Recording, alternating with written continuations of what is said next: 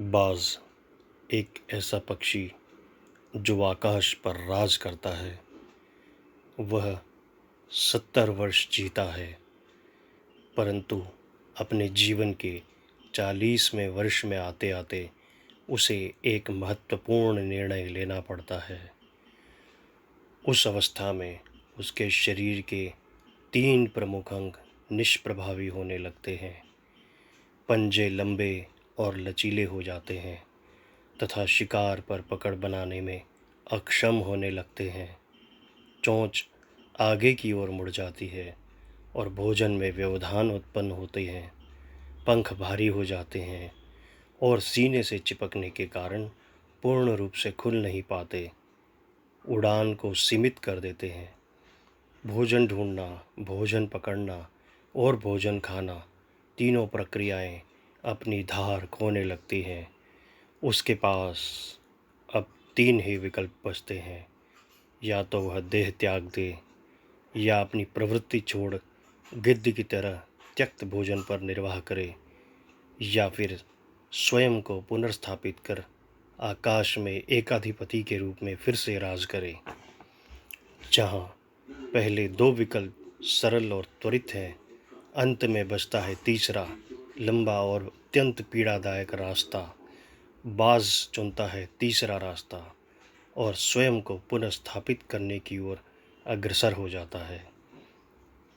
वह किसी ऊंचे पहाड़ पर जाता है, एकांत में अपना घोंसला बनाता है और तब स्वयं को पुनर्स्थापित करने की प्रक्रिया प्रारंभ करता है।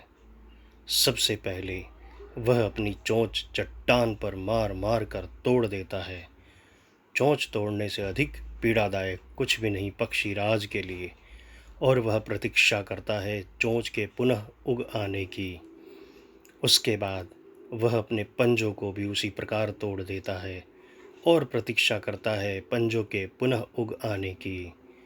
नई चोंच और पंजे आने के बाद वह अपने भारी पंखों को एक एक कर नोच कर निकाल देता है और प्रतीक्षा करता है पंखों के पुनः उग आने की।